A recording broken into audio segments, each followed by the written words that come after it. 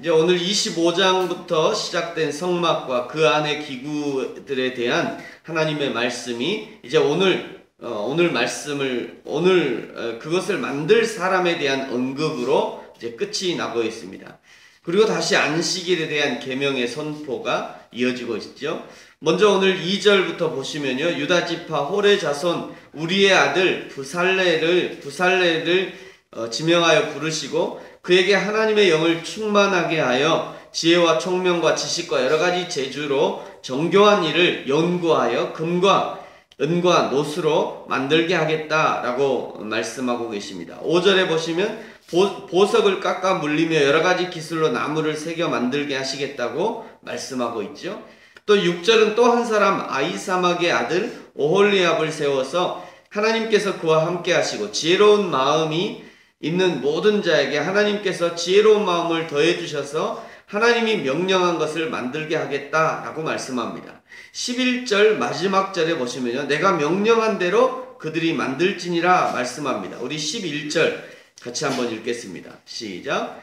관유와 성소의 향기로운 향이라 무릇 내가 내게 명령한 대로 그들이 만들지니라. 아멘. 11절 마지막에 보시면 내가 명령한 대로 그들이 만들지니라 말씀하고 있죠. 하나님의 일은 하나님께서 직접 사람을 세우시고 그 사람에게 하나님의 마음과 하나님의 지혜를 주셔서 하나님이 일하게 하시는 것입니다. 만약 하나님이 명령하신 모든 회막부터 성전의 기구까지 그 모든 것을 모세가 직접 만들어야 한다면 그것은 절대 불가능했을 것입니다. 그러나 하나님은 모세에게 명령하시고 그 일을 할 수 있는 사람을 모세에게 붙여주시고 하나님은 그 사람에게 하나님의 지혜의 마음을 부어주셔서 하나님의 영 성령을 충만하게 하셔서 하나님의 일들을 하게 하시는 것입니다. 누가 하나님의 일을 할 것인가? 하나님께서 택하신 자가 하나님의 일을 하는 것입니다. 하나님의 영으로 충만한 자가 하나님의 일을 하는 것이죠. 하나님의 일은 자원함으로 하는 것입니다. 하나님께서 그 속에 자원하는 마음을 부어주셔서 누가 시키지 않아도 누가 뭐라 하지 않아도 하나님의 마음을 알게 하고 하나님의 일을 하게 하는 것입니다. 교회에는 말씀을 연구하고 설교하는 목사도 필요하고요. 주방에서 땀 흘리며 맛있는 요리를 만들어내는 주방장도 필요하고 교회의 여러 가지를 고치는 목수도 필요하고 아기자기하게 꾸미는 은사를 가진 디자이너도 필요합니다. 그것을 누가 할 것인가? 하나님의 영으로 충만한 사람, 하나님의 지혜와 정교하게 그 일을 연구해서 할 만한 기술이 있는 자가 그 일을 하는 것입니다. 사랑하는 성도 여러분, 하나님께서 여러분에게 어떤 은사를 주셨습니까? 무엇을 잘하게 만드셨습니까? 그것으로 하나님의 교회를 잘 섬기고 계십니까? 내가 받은 것이 작으면 작은 대로 크면 큰 대로 필요한 곳에 우리의 은사와 기술들이 사용되어져서 하나님이 원하시는 교회가 세워져 나가고 우리의 섬김을 통해서 하나님의 나라가 확장되어져 가기를 예수님의 이름으로 축복합니다. 그러나 비록 일을 나눠서 할지라도 반드시 지켜져야 될 원칙이 한 가지 있는데요. 네, 다시 한번 우리 11절을 다시 한번 읽겠습니다. 11절입니다. 시작. 관유와 성소의 향기로운 향이라 무릇 내가 내게 명령한 대로 그들이 만들지니라. 아멘. 하나님이 명령하신 대로이죠. 하나님이 명령하신 대로. 아무리 더 좋은 아이디어가 있는 것 같고 아무리 더 좋은 기술이 있다 해도 하나님이 하라고 하신 대로 하는 것이 최고의 아이디어요, 최고의 기술입니다. 더 해서도 안 되고 덜 해서도 안 되는 것이죠. 그러기 위해서 본인이 기도해야 하지만 철저하게 리더인 모세의 관리 감독을 받아야 하는 것입니다. 어제 경기도 광명에서 이렇게 목회하는 저희 동기 목사님과 말씀을 나누면서요. 그 동기 목사님 아주 크게 목회하는 목사님이에요. 본인 교회 사무원이 토요일 오후가 되면 이제 주보를 만드는데 항상 목사님께 전화해서 목사님 내일 설교 말씀 주세요. 이러면서 설교 말씀을 탁 주면 이제 사무원이 알아서 이렇게 주보 광고를 만들고 이제 다 해서 이제 한다고. 그래서 자기는 편하다고. 그랬더니 나는 더 편해요. 나는 내가 직접 다 하거든요. 그래서 저는 더 편해요. 이렇게 얘기했는데 그러면서 이제 그분이 그래요. 광고를 알아서 이제 사무원이 알아서 해갖고 그냥 자기가 알아서 하면 될 건데 이 사무원이 꼭 마지막에 자기한테 점검을 받으러 온대요. 어떨 때는 이 점검 받는 게 귀찮을 때가 있답니다. 아이고 알아서 그냥 하면 되지. 나는 설교 줬으니까 본인이 알아서 하면 될 것을 꼭 토요일 날 밤에 되면 점검을 받으러 온대요. 그럼 제가 그 얘기를 들으면서 야, 그 직원 참 괜찮은 직원이다. 물론 누군가가 시켜서 그렇게 하겠지만 담임 목사님한테 꼭 받으러 점검하러 오는 이 직원은 참 좋은 직원이다. 그것은 본인이 실수하는 것을 그만큼 줄이는 것이고요. 또 막 목사님의 최종 의도를 이렇게 딱 점검하는 거니까 참 좋은 직원이다 라고 생각했습니다. 참 훈련을 잘 받은 직원이다 이렇게 생각했습니다. 저와 여러분은 어떻습니까? 교회의 영적 리더에게 잘 점검을 받고 계십니까? 하나님이 나에게 직접 말씀하셨으니까 나는 내가 직접 한다 이러면서 교회에서 무엇인가를 시도하는 사람들이 있는데요. 이런 분들은 때로는 매우 위험할 수 있습니다. 직통 계시를 받았다고 하는 사람들이 잘못된 경우가 태반이잖아요. 매우 위험합니다. 그것은요. 설령 기도하다가 하나님이 그런 마음과 말씀을 주셨다 해도 그것을 영적 리더에게 점검을 받는 것이 가장 안전할 수 있습니다. 이제 나중에 제가 고린도전서도 한번 이 새벽 예배를 통해서 한번 다루고 싶은 생각이 있습니다만 교회 내에서 은사의 사용에 대해서 대원칙이 고린도전서에 등장합니다. 여러분 참고로 이제 고린도전서 할 때 좀 더 강조해서 말씀하겠습니다만 고린도전서는 교회의 잘못된 것을 수정하기 위해서 쓰신 책이 고린도전서예요. 고린도전서에 여러 가지 은사가 나옵니다만 그 은사들이 잘했기 때문에 너희가 이러이러한 은사가 있다 라고 해서 너희가 이것이 잘한 거다 이거 얘기하는 게 아니라 사실은 고린도전서는 교회의 잘못된 것을 수정하기 위해서 쓴 글이란 말이에요. 그러니까 고린도전서 전체가 고린도 교회가 이러이러한 문제가 있는데 이것을 수정해야 되겠다 라고 생각해서 쓰신 거예요. 그러니까 거기에 나오는 사실은 많은 은사들이 있습니다만 그 은사들도 사실은 이 사도 바울이 수정해주고 싶은 거예요.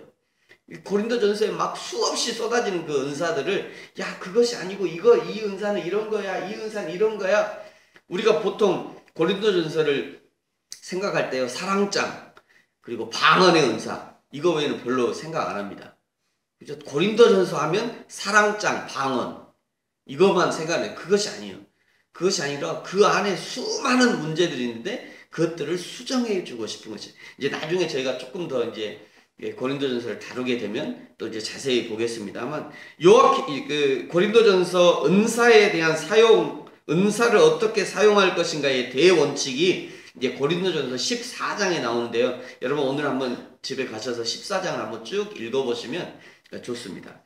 요약해 보면 이렇습니다. 차례를 따라서 행하고 제재를 받아야 되고 질서가 있어야 되고 당신은 은사를 받은 여자들이 고린도 교회에 너무 막 그냥 고린도 교회를 혼란하게 했기 때문에 여자들은 교회에서 잠잠하라 이 얘기가 이제 거기 나와요.